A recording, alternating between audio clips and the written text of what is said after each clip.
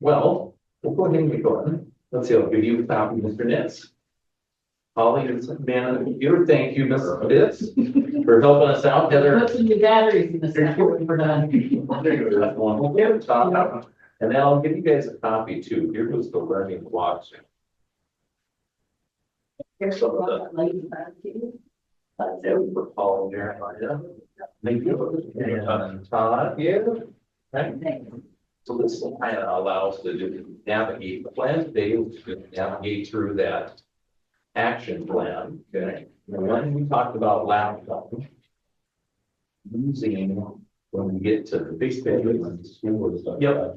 Yep. This was kind of the, remember Todd, you'd want to kind of see where that school board was at, the big picture capital project. So we've got, so in the first one that we talked about, Holly, last meeting, we kind of shored up the 3 goal ideas that we were looking at for this next year. And the first one was the foundation helping with scholarship opportunities. For the dual credit, wasn't it? For the dual credit. Yeah. Put that in your one. That's a good problem to have. Yeah. And even though, like, I talked about it at the board meeting last month, so we did get, we were funded, what was that in Germany? It was 3,000 more at the high school and 2,000 more at the middle school for advanced opportunities when it was granted this fall than we had a year ago. Right. Which is good, But it's not but going very far. we've got such an amazing amount of kids taking it. Yeah. Yeah, we're gonna exhaust that pretty quickly. Yeah, we're gonna exhaust that quickly, so.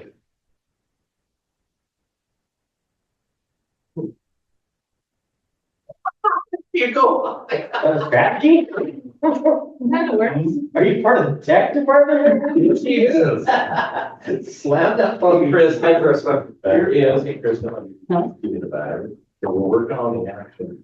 Thank you. And then here's a copy of the that we have for the board for learning lots of project. So, yeah. So anyway, so we kind of identified last time, Kristen, that we had, we identified the 3 areas for our action plan that we were looking at. And the first one was foundation helping with scholarships and opportunities for dual credit. So that was kind of our first one. So Holly is navigating it up there as we speak. We were talking about how, just to get you up to speed, Kristen, is that we had more money coming in for this year than we did last year, but we have so many kids now engaged in taking that we won't have enough to cover all of those students. And so that was looking at one of the asks is, let's say, this could be an area where this would be a huge resource. So just an observation and a question. So, once we've identified the 3 areas of focus, 3 goals, built some objectives out underneath those goals. We then have the conversation about prioritizing those. I mean, really, what should be at the front of that list once we've got them all on the table? Where do you want us to focus first? Right. So that we can then, at the foundation level, begin to marshal the resources, the human resources, and the access to programs and partnerships that can help us get that done. Because, as always, we all know this, that's likely to be a process that could be a year in the making to get all of that in place. So if we can have that conversation, that would be greatly appreciated. So the next part on there is completion. This is gonna be a rolling one. I mean, once we started, it's gonna be a rolling one that we can do just as a standard, when we do our donation requests and things like that, we can put it on our form and say, when we send it to our mailers out, and then we can do specific. I mean, the first, we can do a specific, develop or try to find a mechanism for a specific way to fund it, but then it's gonna be a rolling one because that's an easy one to. Funding is rolling, but the need is has a date. Right. So the resources that you currently have at current rate of participation are likely to last ballpark less than a year? Well, we're thinking probably by the middle of next year, that first semester. Okay, so our timeline for completion, It's January of 26. No, It'd be, yeah, like in that first semester, November, whatever. okay, Which would be, well, it would be January for that semester, but yeah. but when are they enrolling for the classes? And it depends on which college we're talking about. We ended up paying them at the back end usually. Okay, so after they, Yeah. you know, oh, that's nice. I think Okay. Stacy kind of works through that as the semester goes on. Okay. so then completion would look like for us that we want to have money in the kitty by, at the latest, January of next year. I would think that would be the deal, yeah. Yep. Okay, Yep, I think that. And you will, unless something changes with the opportunities grant, we'll be able to cover that whole first semester will be a different issue. right. Yeah. Second semester will be the challenge. Could be, yeah. Right. And we've had a couple thoughts on that where I love this because I think then that would really be fabulous for our parents to have that covered. Because, you know, Dustin, Jeremiah and I have had conversations to say, well, is it then we cover 2/3 and we ask the parents to cover a third? Like, how do we get to that gap? That was a strategy I used when I was in Stevensville is we cover 2/3, parents cover a third, right? Yeah. And then the game is because like for students that can't cover it at all, then which students are on scholarship that it just gets paid for, right? And so we can come up with that depending on where that looks, but I like January is Yeah, because it might be a deal where you're only covering the kids that. can't pay. Right, And we're right. scholarship. Only covering scholarships initially. That's it. Yeah, because it's all gonna depend on how much money we can fundraise. You guys have an idea of how many students that might be? That couldn't afford it. We're 130 students, give or take, right now on dual credit. Actually, I think we're even a little bit more than that. I think so. Because we had, I want to say there was 3. Just kind of roughing this out. Population based that number. 42% of our population. Yeah, I would say, How much of our I'd say population? about 42%. Okay. Might be a good gamut, because we had 200 and what was it, like 64 kids, I think that participated. But that also included some work-based learning, so, you know, maybe, even if, let's say, we cut that down to 200, Yeah, and then, so that we're potentially. We're looking at over 100 kids we're trying to scholarship. If we go alternate free, reduce numbers at 242 at 40%, we're looking at 111 kids. But bear in mind, the state of Montana gets your first 6 credits free. So a percentage of those kids are also in that first 6 free. Right. So we'd probably realistically be looking, let's say on the high side, I'd say 80 kids. And that is just ballpark everything. Right, like, How many credits are what per credit? it varies. $100, but I think generally $100 for a. Okay, so we're looking at $300 a kid, so you're looking at $100. maybe like on that scope, looking at that, we could put in that kind of percentage of students area, that we will want to look them up and figure that out. Sorry, not typing well. And most students take 1, 2 classes a semester, what are they doing? It depends. We've got kids that never see Havre High campus. Great. But I would say 1 to 2 would be pretty normal. But my, if we were speaking, my son this semester is pre-cal, and welding too. Then next year, we're gonna open up some opportunities in history.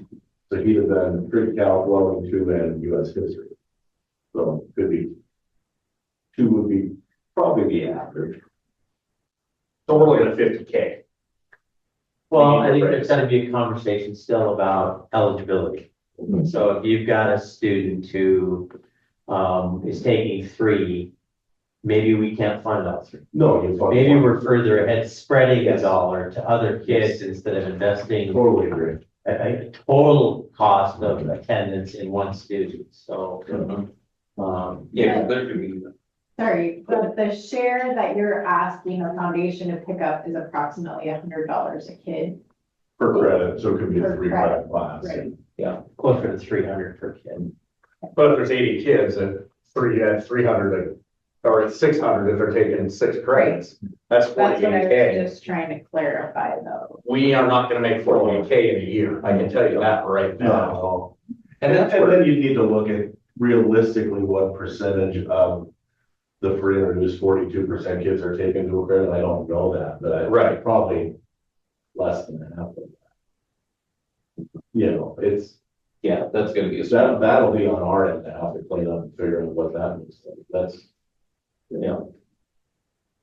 This is kind of a pie in the sky, oh, sure, you know, right. wishful thinking thing. Yeah. and But I think it's a that's- worthwhile thing to go. I think it's a worthwhile thing for us to take on as an I think it's, initiative. well, and like we identified, Kyle, it's specific. Exactly. We know where that's at, so it's a good one to take hold of. Mhm. But what is the dynamic that we feel is realistic to do? Like, is it just only kids that their parents can't afford to pick up the difference, right? Is it only a scholarship-based student that the foundation helps with? Is it, because we have to come up with, from your standpoint, what does that feel like would be a realistic number that the foundation could maybe do? Yeah. And then we can set those parameters, Jeremiah and I and Polly, we can have those conversations as we roll out next year's options with, hey, these, like you said, Jeremiah, these first classes are free. After that, parents, the expectation is you cover this percentage. If you cannot cover any student, please be in contact with Right. for assistance. Or work through our counseling center. Exactly. Funnel everything. There's no sense in you guys trying to make a million. Yeah. So no, but I mean, roughly when I look at this, right, and Todd probably has a different view than I do, but if we look at this, we need one tentpole donor is what we need, and then we can use that to go out and raise the rest of the funds. Or try to raise the rest of the funds. I mean, and there is potential grant opportunity there too, because Brown and Kimball is Brown and Kimball's how we got the 10 grand for the FFA program. And one of their tentpoles is education. Well, this is helping students not only graduate high school, but start on their college careers. So I think that's something to that foundation that might be a very appealing ask. We might be able to look to like for the dual credit science courses, maybe look at Red Ants Pants that has a Mhm. women in science initiative. Yep. And maybe, for those female students, maybe that is a good fit with that foundation, like, to kind of mix it up a little bit that way to bring it into the bigger pool. But I think it's worth noting too, that, in terms of community and businesses donating to this, the more kids that we get in dual credit classes, in 2028, we get a return on that investment as We a do. district. So it can also be Good point. promoted as you're leveraging, if you make this investment, you're leveraging this much money in the future to come back to our district. Okay, so I like the Red Ants Pass idea, I do, but here's with the political climate we're in right now. Is there blowback there to the district because people are gonna scream that you're putting DEI initiatives into the foundation of the school district? Because Red Ants Pants only supports females. I disagree with that. They don't only support females. They have numerous initiatives, including Native American students. Okay. in contribution. I'm just looking at it from a global perspective. Yeah, I think as long as you show that you're bringing in as much money as possible into the foundation, I think nobody can complain about that. And that's something we can say, this amount was allotted for this, right? We will match that. The other thing that's gotta be brought up too is we don't, as a community, fund every kid that goes to college fully. No, And it might be a thing where you've already taken 2 dual credit classes, and you haven't gotten to C or better, we're not that interested. you're right. I think that has to be part of it too. I think that's it. Performance moving forward. criteria that Yeah. sustainability of funding is tied to someone. And so Holly, if we jump down to the next jump on this, I think we could kind of funnel into where Jeremiah's saying, so what do we need to be successful on this? So the budget on this, so roughly Jeremiah, so we have at the high school next year about $45,000 allotted for this. And your thought is that would cover first semester?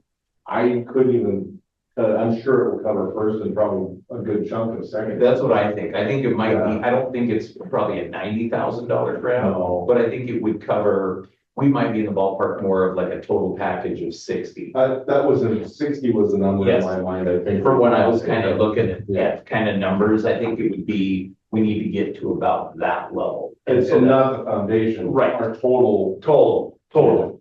So we got about 45,000. So if we put 20 as a goal. So then it becomes between parents and, right? Foundation asked, what does that number come up to? That number for the foundation might be, if we're talking scholarship kids, maybe that number is 5,000 to 7,000. Yeah. Which is the third, I think. Which is- what we agree. You know, that's not bad. No. And I think that's a realistic one too for the foundation versus going. Well, it would be nice to build capacity over some period of time, so we don't go for a $50,000 gift up front. Right. We go for what's really going to make an immediate difference. Yeah. I think what would also be helpful for the foundation and working with the district is coming up with those talking points. Because I know people are gonna say, whoa, whoa, whoa, hold on a second. Why are we sending so many kids off to university? To be educated through dual credit coursework? What's going on with that high school? Why aren't you guys providing the courses? Why aren't they taking classes from you? Yeah. But you know the public, Yeah, exactly. public's perception of when we go Yeah. like The this. other thing they'll start to wonder is, why aren't we sending kids to the trades? Well, a lot of these classes are trades. Our trades class, they're going to the welding class, and they ag class. Even like the environmental science contemporary math, they sound classy. That's a terrible word. No, but they're trade based. They're trade based because that's what those trade kids need. So I just know we're gonna you're need exactly right. clear articulation Yeah. of the why around, this educational path, really well, the benefits to the student, the benefits to the district. Benefit to the community. Yeah, and all of those talking points are clearly available to us when we start the conversations with benefactors and prospective donors So I get in. to say that we're echoing what the district's rationale for this. Okay. Why you Well, made the plan investment. An example, Noah graduated 3.5 years while playing football because even in 2020, when he graduated, thanks, he got enough to a credit to not transfer. Now we're getting 2 years off. Yeah, That's I only think benefits our workforce, right? Exactly. But I think you're right. We're all gonna be on the same page. Okay, we'll talk tomorrow. you can't use names unless the student decides they're okay with Yeah. being, But- doing a testimonial, but that gal that was at the school board meeting, I'm guessing she's 18 now. But, She's not yet, but she had her parents' permission to talk. right, but you know what I'm saying, but that's the thing, if we can go out and have a story like that and record a kid and say, here's what I'm doing, here's what I'm walking out of Havre High with. Then if we have a video or something we can show people, then that also helps sell it, because it's like, okay, here's somebody telling you their stories. $1,000 educational foundation gift to that kid, let's just say, Yeah, with her 2-year associate's degree done, just saved her $10,000. Sure does. yeah. Quick. So let's move on to the next section on the capabilities. So what do we, which Holly, you're in that section right there. So what are we thinking some of that grab would be, Kyle? As far as, So some of the capabilities. So we know, what do we need to be successful? So we got the budget on what we need. right, What are some other things that? well, Todd just talked about the big one, talking points. Okay. So that's, so It's the messaging around the ask, and the messaging around the program being in alignment. Yep. So when you guys are talking about the benefits of dual credit, and we're out talking the benefits We're of the dual speaking the credit same program, language. everybody is in alignment. Speaking the same I like thing. it. So- I like it. What are we dependent on too for this to fly? well, we're dependent on funding. If you're gonna make this addition fly, you have to be funded. That's the number one dependency. Yep. Yep, I would agree. Well, and, also, as you mentioned, the expandability of that program. So adding history, adding other content coursework, that may or may not be available to the student at their institution of choice. Havre Public Schools aside, this is a phenomenon that's on the landscape statewide. We're just part of the wave, that is carrying this initiative forward. So I think that we have to talk about that there's, this idea that there is this, the more we can do here, the greater the benefit to the student, parents, and family in saving costs at university, if they come in with these credits. But we are dependent upon those partnerships too, by those institutions of higher learning to provide access to this coursework for our students. So I think we've got to have, once again, a clear understanding and appreciation of not only why the kids are selecting the institutions that they are. Obviously, spacebound kids in Havre are going to Northern or Great Falls. So, but the program is actually one where you could take coursework anywhere in the state of Montana, at any of the state institutions. And what do those partnerships look like? We're dependent upon those partnerships.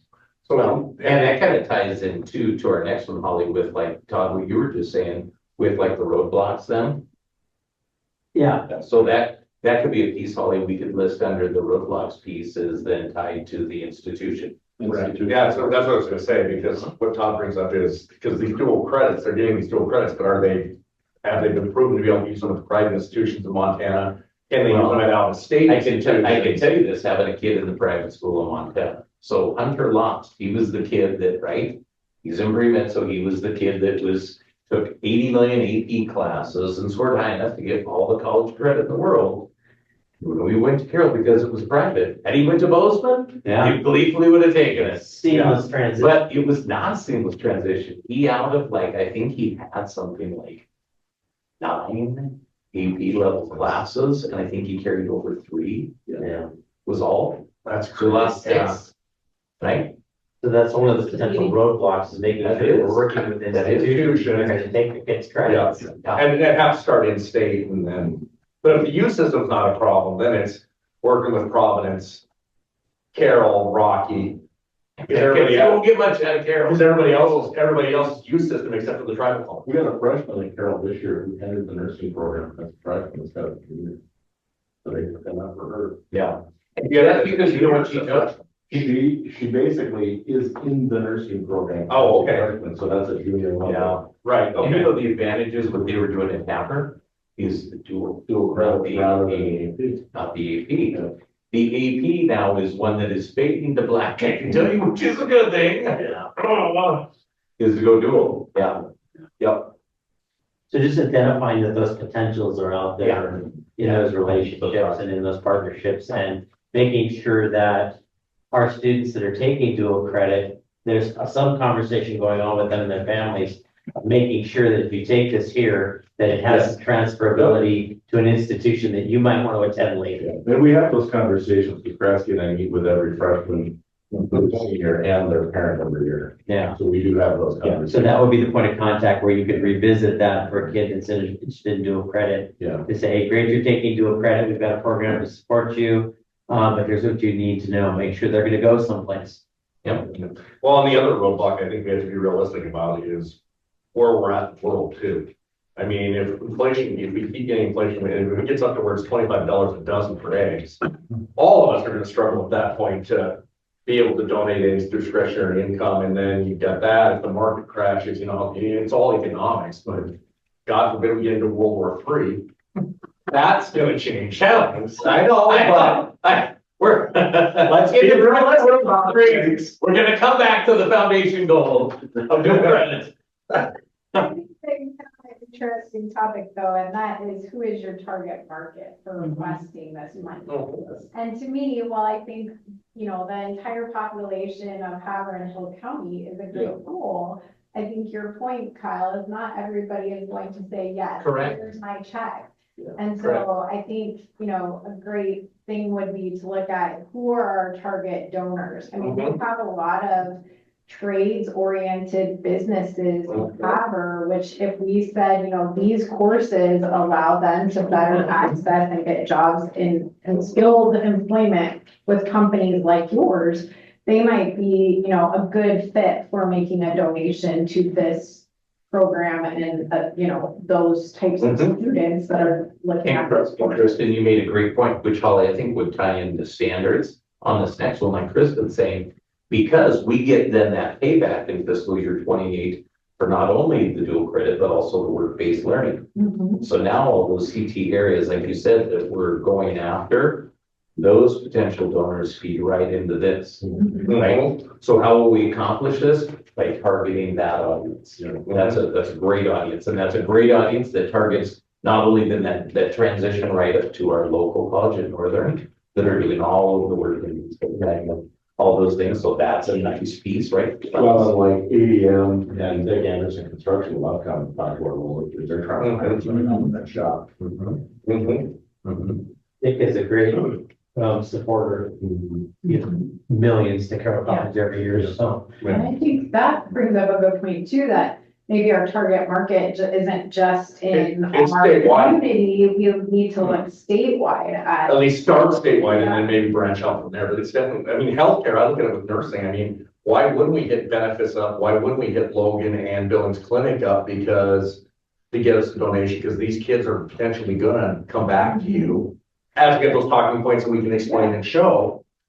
Then why wouldn't we hit those places? Like you said, the out of town construction, the big construction companies, the one, there's one, but the one out of Lewistown, Century out of Lewistown, it's always hiring for people. Well, and what I wrote down was sustainability, because I don't think we want this to be a one-off initiative. We want to conceptualize it from the very beginning as to how do we make sure the longevity of this is built into the fabric of what we're doing. So whether we're doing it for benefactors on the front end, or whether we're doing it for families and students on the back end, however it works, I think this partnership all the way around has got to be, the premise of this is that we're trying to institutionalize this practice. For us, we want donors and benefactors that are long-term. We could reach into the pockets of our local community probably for the first year, generate some momentum, get some press, show some performance, but then beyond that, the larger sustainability equation is the corporate sponsorships. It's the areas of specialization in VOTAC or related, those partners that want to come to the table and sponsor those credit or those scholarship programs for kids that are going to go to CTE, so we can start to divert some money that way. So. But the other thing I think that maybe where we can help long-term too is, even though foundations are not supposed to be political, in the fact that if we advocate, if we're doing this, we're having success doing this, then there's no reason why we don't invite the governor and others up and say, in our local legislative group, and say, okay, here's how your advanced opportunity grants money we use. We partner with our foundation to increase it even more.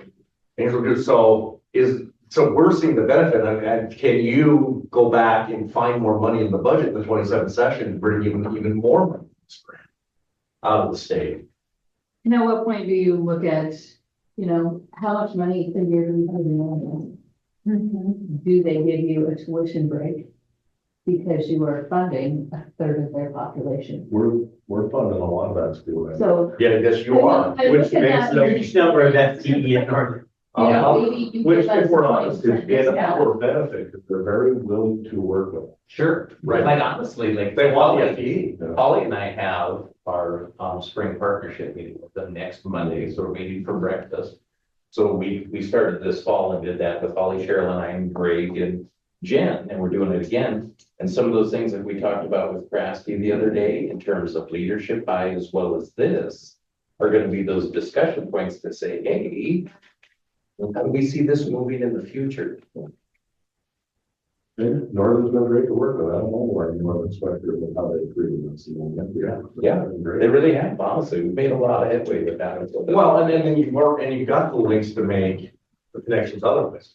I mean, we honestly, as we go along in this process, and it's more on your end, but Darren Boss needs to be brought into this process, especially with him being head of all the research centers in the state of Montana. Yeah, And he lives here. and he's worked with our work study kids. Yeah, exactly. Yeah, but I mean, there's a player that then he can make a connection to get you into Bozeman and get Bozeman going. Okay, we want in on this.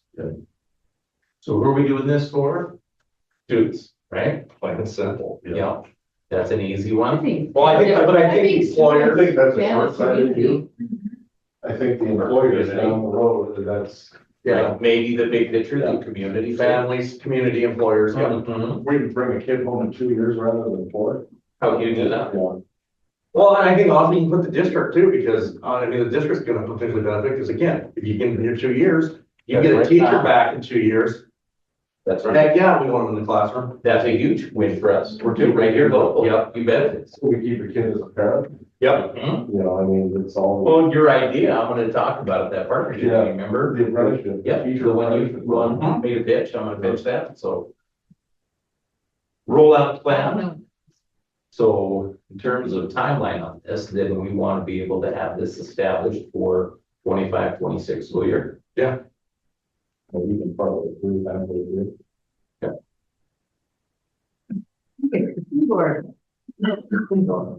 I'll give Aaron a message that he needs to probably take a look at this because it was. I just replaced the batteries too. I don't know what, maybe. Look at you bringing batteries with you. Yeah. When I was a tech guy, I always sent people a video that they have a recurrent problem and they were doing it. So I sent them the 10 things tech guys never say. The first one was, have you tried to get them with a closed fist? Well, we may have been the one that spooked me this one. The gentle tap. I do pick up the legs every time I do it, so I don't break them off. There you go. So we've got PG. There you go, see, I know. Cheryl, the other day when she was messing with it, she goes, how do you get this thing to work, Brian? And I'm like, well, I said, I can't just be a little, girl, there you go. Look away. Look away. That's what I do.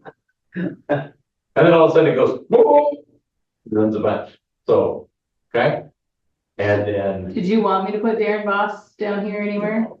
No, that's just long term. I mean, that could be even us making that connection. so I'll kind of say with rollout plan, we'll just put right now for 25-26 school year.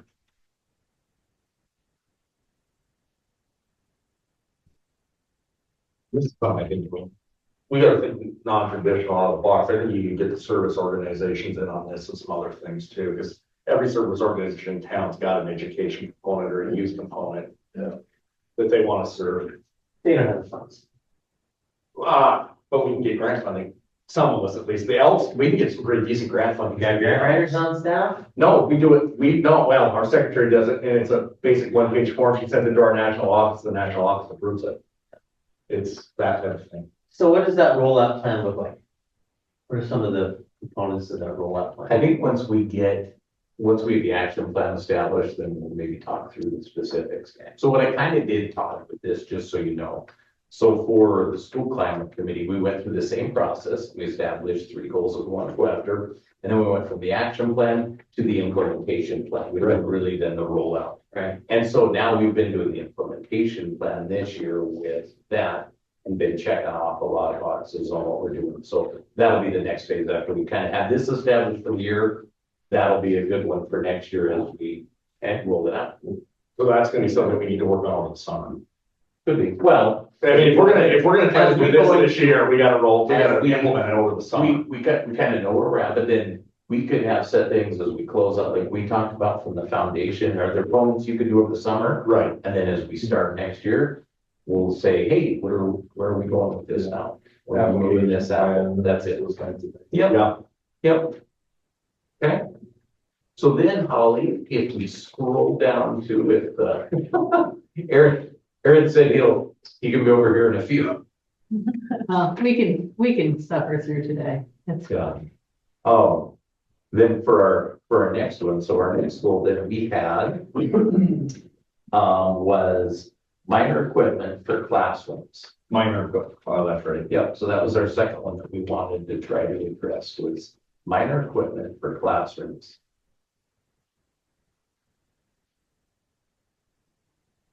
And the problem that we identified was kind of like with Jane Line Wand and the windows and stuff, is there might not be enough funds within the building budget to get some of those grabs that, the different teachers would like a lot. Yeah, the flexible seating for our That's it. things, that would be Just some of those. the foundation. Like the slide, right? The slide project, things like that, so.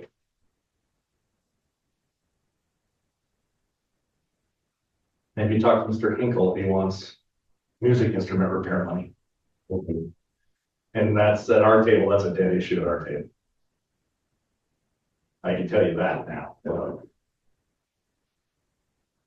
But the others aren't. No. Yep. So completion on this would be, and Todd, we kind of talked a little bit through this. Remember at our board meeting, we kind of said, let's identify maybe a threshold. Right. And then we would then send that out to say, here's kind of the max that the foundation will be looking at. And then they would kind of conduit through that. Do you want the teachers to go through their principal and the principal provides us? Right. Yeah, we talked about that this is really right now beyond the scope of our small grant program. And it's a little on the underside of our special projects or initiative program. So we've got to find something in the middle here that meets this need. And as you know, we've had this conversation about, we've had a couple of recent requests through the small grant program that are significantly larger in cost than what we funded in the past. And the only reason we did move forward with them was that we wanted to have this conversation.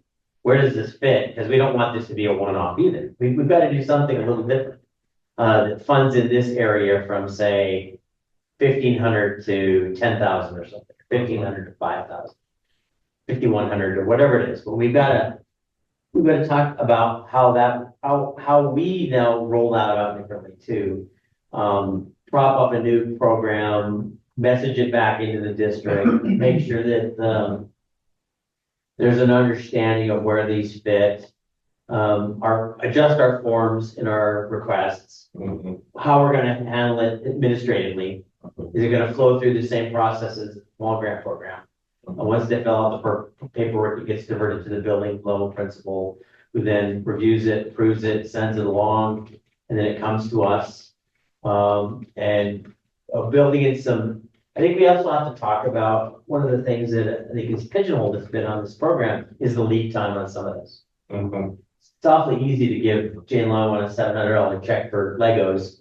They're kind of readily available. You can buy them almost anywhere. Right. But on this bigger project stuff, we found out in the stools that we bought for the special needs kids, that project, that by the time we got the request, approved it, and then she went to order, they were no longer available. Yeah. They were out of stock.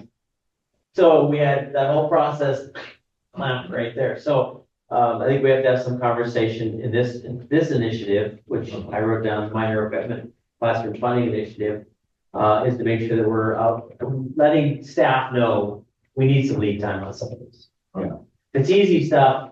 You want us to go get microscopes again, or the other equipment we got for the science department. Right. That's going to take us a little longer to get that wrapped up and in place. Yeah. I mean, the slide took 3 years for us to raise the funds for it. Sure. So yeah, it does take a About while. 3 minutes when we get on it. Yeah. But yeah, no, but some of those are gonna be long term, but you're right about that, and it is gonna take time, but they're all viable. But I think we have to, because the needs are immediate and we can't put off, the 3-year fundraising, in this category. Right. I think the teachers are gonna want to see, not only an approval from us, but can we then close the circle, get them the funding so they can purchase whatever they ask. So, And we have some that aren't successful, they don't work. I mean, we tried to do some stuff before you did all the COPS grant and all the upgrade money with UNESCO and stuff. We tried to raise funds to help Highland Park take care of their fire alarm issue. That went nowhere. I think we got 2 donors out of that. so completion date. Yeah, do you think it would work to say, if you have a project or an equipment need for the coming school year, Right. we need applications submitted by this date. We'll review them during these dates and we'll announce our award winners by this date so that you have time to order, procure whatever this equipment. Yeah. And then you guys would kind of know how much money you had available for this That would purpose. be ideal. And you actually. also have given advance notice kind of what the timeline is, so they could plan accordingly instead of saying, I need this thing. Because it just was this good idea. Yeah. I like this. Yes, we do it June, July, August. Yeah. And because these are bigger projects and bigger grant awards, to me, that makes sense to have it be a little bit more formalized than like your small grants request that you guys. Agreed. do. Yeah, they're more fluid. I Right. think this is gonna use a little more structure and framework around it. So if we did it sometime, just once again, spitballing here, so June, identify in July, fund in August. Now, everything's ready to go for the new year. Because we're gonna typically start second or third week in August every year going Okay. forward. So if that was our sequence, we could probably embed that into, then we could, then we know we're backfilling from Sure. goal setting in January, foundation, board table, identifying this project as a priority, having the funding on the ground from January into June. Right. So then all, And so like Kristen's kind of saying that we could put out those notices maybe in June before everyone leaves for the summer. yeah, Hey, this is due to, here's where it's gonna be due by July to yeah, this. Board will decide through that process in the summer, and then in August, I like the notification as you go into the school year. Yeah. That way, as you start the year, hey, here's the ones that won, and here's how long it will take to obtain. Right. And I would even maybe bump it forward like a month so that they have maybe the month of May before Yeah. school ends. May, June, July. To maybe put that Kind of bend it that way. together. Yeah, and then by the end of July, say they know if they have this money to get everything ordered or if they have to, put things together before the first day of school, that sort of thing. Yeah, I like that. Mhm. Because you're right, then the messaging is easier on the inside during the month of May before they're leaving for the end of the year to say, anything that you now are considering for next fall, or a small equipment need, get it in now, submit it now, Right. so the foundation can prepare. So are we thinking, I mean, would we have money to roll it out if we were to do it this semester, this spring? I mean, is there money in our special projects account where we could, you'd know better if you've seen the books? I'll have a better answer to that, after I meet with our investment With the- advisor. Okay. Okay, that's fair. Otherwise, I think then it becomes a 26, 27 rollout. I think 25, 26 might be too aggressive. I agree, I don't disagree with that. Yeah, Because we know we have some money, it's just, we don't know what's there, and we'd rather do this right. Well, and the question in my mind is, so we identify an asset, do we utilize that asset or do we leverage it? Do we use that as the seed capital then to leverage up And get more of a. to our goal by demonstrating that we've got skin in the game of, let's just say it's $5,000.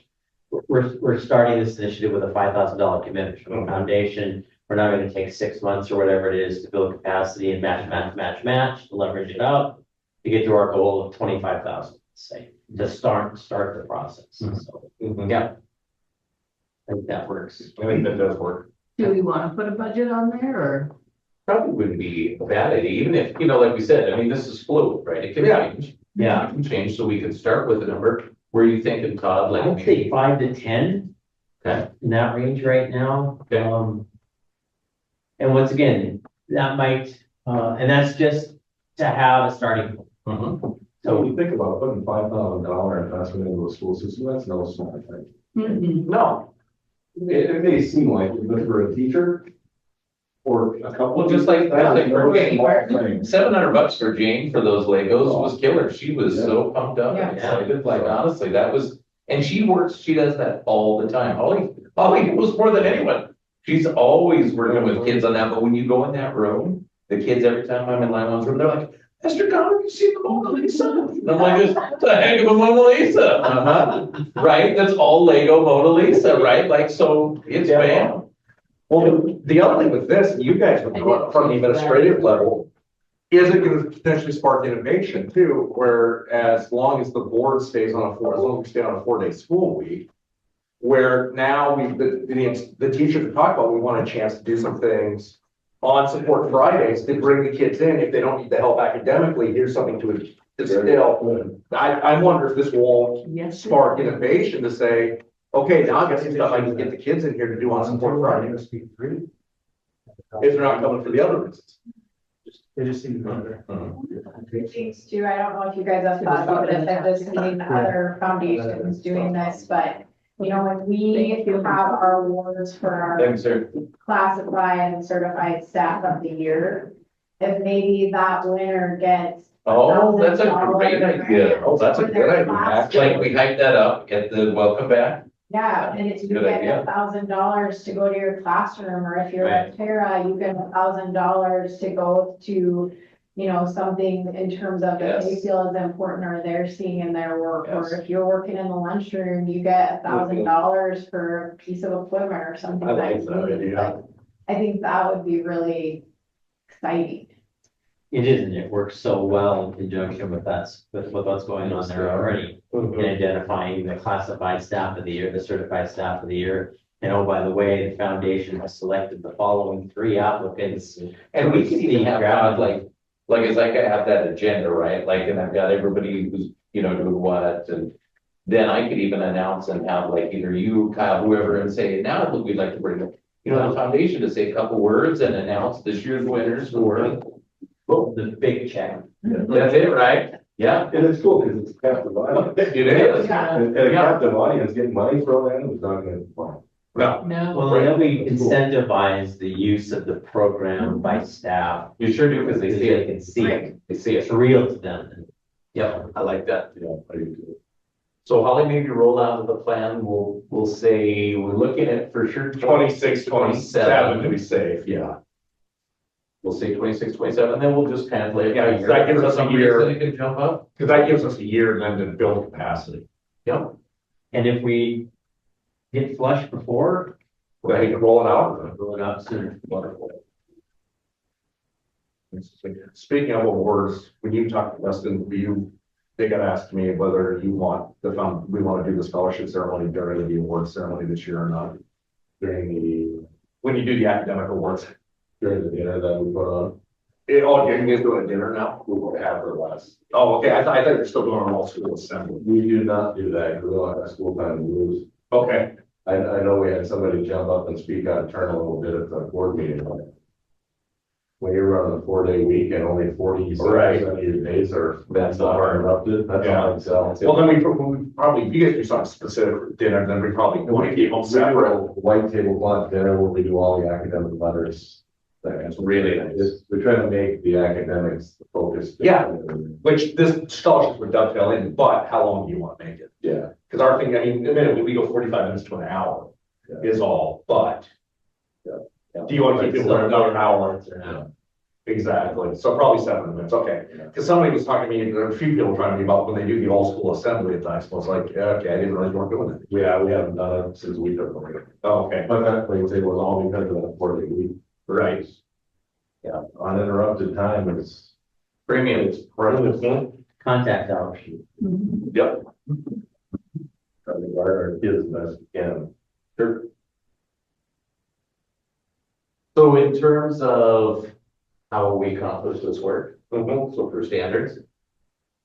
So we've kind of talked through that we're gonna utilize this next year to really do some kind of targeted, right, impactful strategies on how we're gonna grow funds to be able to feed these requests, Right. these classroom requests. And identifying it as a new framework and an expanded initiative. Right. The standards we're gonna use, because we're gonna cut from new cloth on this one. Because we've identified that gap. We've got funding requests now that are falling in no man's land for us simply because the articulated limitations around our small grant program don't allow us to go to that higher level of funding. Right. So instead of adjusting that, we protect that program and we introduce a new approach, new framework. Okay. And we need to do a better job of presenting that small grant program to not only to the administrators, but to the teachers as well, because I still don't think there's a lot of education about it, and what it can be used for and things like that. This is kind of the good thing that we're doing this, and I really like the idea of funneling this like into the welcome back and stuff. Is how we then kind of wrap this around to, like you said, Kyle, promotion of this, you know what I mean? Like that's a huge thing with everything, is that marketing of it, right? Yep. We really enjoyed the offer last year that Mrs. Vitz gave us to come in and do that, during that first week when, I think that was the new teacher orientation, right? We Yeah, came in the summer, and yeah. introduced the foundation and then talked about this initiative, and so, yeah, I think we can build on that. And if you want to again, that would be great. We would love to do that. Yeah. And then He and I will be here, nobody else. Holly, to jump up capabilities on that, what do we need, or, to be successful on that? So we've got kind of the tentative budget, but what do you think to be successful with this? That's gonna be, a lot of it's gonna be manpower on our end and getting our board filled, and we're working on it, and we're getting interest, but it's slow. Because we've got to the two of us and Brian can't do everything. And this one's gonna take some connections, and it's gonna take connections in the industries that maybe we aren't connected. So, it's gonna be a manpower issue in getting our board full. Now, we don't have to be a full 13, but we need to get up to at least 10. Well, and more so Maybe it's 11. identifying those appropriate funding partners. Yeah, that I too. would say, yeah, I think that's a big one, Todd, is the funding partners. And then I think too, it's probably the education, when we roll out the implementation of this to said staff on your request. Mhm. So making those requests real, that it fits the model that we're after, right? Like, So so getting the principal to understand that, so Yes. this isn't a flippant process. Right. Yeah. yes, Well, and we funded. A principal shouldn't be bringing something to you that they're not comfortable having in the building. Or that you haven't identified as the building administrator that's going to transition something. right, So we're gonna seed money fund, and then that initiative that we funded internally then gets its own momentum, gets its own support. You know, Exactly. we funded one of those at the middle school with that book project, remember that one? We funded $6,000 we gave to, middle school teachers, a group of teachers. I gave every student 1 or 2 books at the end of the school year over the summer. And then that didn't get moved forward, so did all that work in the summer to build literacy. Then it didn't tie back to the literacy initiative in the district the following fall. So we just want to make sure that we're aligning that way. yes. Well, and the thing about identifying the donors too is it's gonna be a discussion we're all gonna have to have about, okay, is it better to try to fund them under this initiative or the first initiative? Because there's gonna be a lot of crossover on donors. Yeah. Yeah. There's only so many people. Whereas this initiative, I think you almost could work grant wise a little harder on too, because there's so many foundations and all they fund is K-12 education.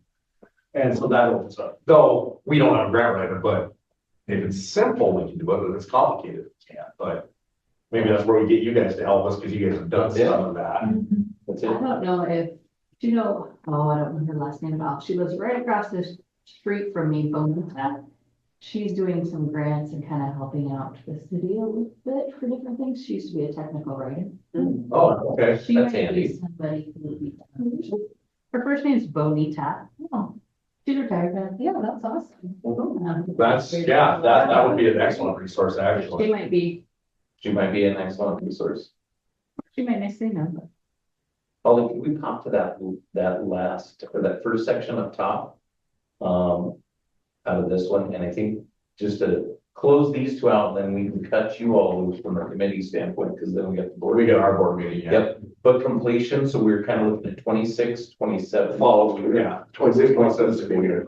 April, so. Yep, I think so. Does that sound good, Tom? Yeah, we then, that makes sense. like Kristen, we're kind of following your plan of saying rollout May, selection June, Notification at the at the welcome back. to welcome back. It gives us time. It gives, I think that's a great way to, because it markets the whole situation wonderfully.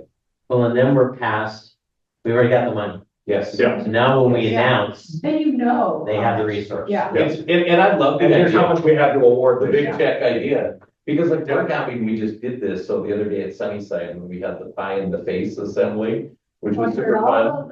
It was super fun. So like, and I got to do the pie on the people top, which was great. But so the Mason, so the Jake gets this grant, right? So Cassie announces in front of the kids and they go nuts. Well, they're gonna be at the April board meeting with the big check, right? Cause it's good PR for them too. So I love Yeah. I just think that's just kind of a fun thing. It's fun to be able to have them display it in the classroom. I know. Yeah, Clayton still has this for sure. It's wins all the way. time from KRTV when he taught a great policy in his classroom. Yeah, I mean, Yeah. that's been. It's important messaging for our kids. I'm sure. It is. And he came home and he said, did you know that Mrs. Miller got $1,000 grant because she is such a good teacher in middle school? That's what he said. That's what he said, right? It was super cool. Yeah. Oh, that makes sense, grant, okay. Yeah, it was a super fun assembly, like it went great, the kids were awesome, like it was good. Because Chinook had a couple of their things funded too. Everybody knows, because Chinook And you guys do a good job with the district's page, but Chinook's school district puts something out every frickin' day on Facebook, something's coming for Chinook. And I don't think it's Fred running the Facebook page. No. No, no, you know Fred better than I do, Probably, but probably not, Kyle, but you never know. The last one, and then we'll close this up. So the scope, what do we kind of think on this one? I think it's flexible. Well, it's equipment based though, right? Because that's the scope of this initiative is that I would say. we're not funding textbooks, we're not funding software, I think that's. we're funding equipment needs that, and that's broadly Yeah, equipment. minor, but But yeah, so I think that's really the scope of this initiative is making sure that that our staff knows that this is about the gaps in the equipment that they have to us. Yeah. So it's not about Yeah, smart we don't boards want to or be funding laptops. elders like Perkins. right, Right, yes, It's, yes. this is a separate thing from what normal grant funding can take care of, that I think that's important to do. Yeah, this is filling gaps. Yeah. So I think it's, So when we say equipment, do we want to specify that it's classroom equipment? Because otherwise, do we want Mrs. Haney and Mr. Urban coming to us saying we need new shoulder pads and helmets for the football team at middle school and things like that? Yeah, because you don't. Heather and I have had that I was gonna discussion. say, that one's actually kind of a hot button. Heather and I have had that discussion. I'm trying to find some people she can write to try Yeah. to. on the nose. I was gonna say, Kyle, that's eerily a Not like situation. I know. professional teams that have a blue pony mask, if that's it, want to. Yeah. I can tell you who should help with the money is the company that comes from. Right now. There you go, yeah. Yeah. Well, you are correct. And you did that job for a lot of years. I think it would be helpful though to have kind of some guidelines. Yeah, sure, yes, agreed. That are maybe agreed upon between the administrators and the foundation. For example, you guys said like, you know, music equipment, musical instrument repairs are not, you know, part of this application process. So that way you guys aren't getting applications that you can't fund and aren't something that are a good fit with the, Right. you know, priorities for the administrators. Yeah. Well, and long term with both of these, we honestly can make it a win for this. It's a win for everybody, but it's gonna be a win for the school district in another way too, because if we can work and get some of these things done and funded, and then you as a school board can come back and say, we didn't have to run a mill levy election, or we didn't have to run a mill election because we've got a good partner in the foundation that's helping us fill in up with some of the gaps. We don't have to ask you as taxpayers for more money. Then that's Everyone around would love to hear that. that's a win for everyone. 100%. That's aspiration. Yeah, that's it. Oh, I get it. Hey, but I like it. We went from World War III to aspirational, Kyle. I We'll think play I'll on get that. that. We'll play on that. Aspirational versus World War III. I'm out there. Like where we're at. at times. Like where we're at. Okay, well, thank you, everyone. I appreciate your time. Appreciate it. Enjoy your evenings, and Chris and I will hang back with these gentlemen and